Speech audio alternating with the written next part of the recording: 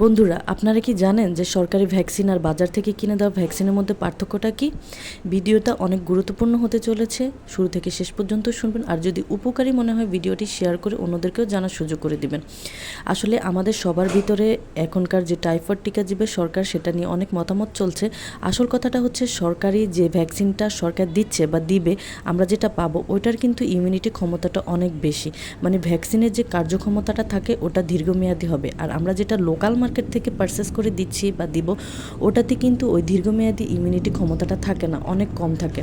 আমাদেরকে কিন্তু এই দুইটার মধ্যে পার্থক্যটা প্রথমে বুঝতে হবে। সুতরাং সরকারি যে ভ্যাকসিনটা সরকার থেকে আমরা পাবো সেটার ইমিউনিটি ক্ষমতাটা অনেক বেশি এবং দীর্ঘদিন থাকে, যেটার রোগ প্রতিরোধ ক্ষমতাও অনেক বেশি দিন থাকবে।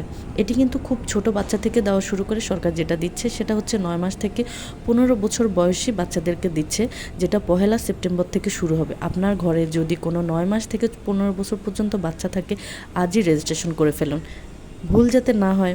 ধন্যবাদ সবাইকে।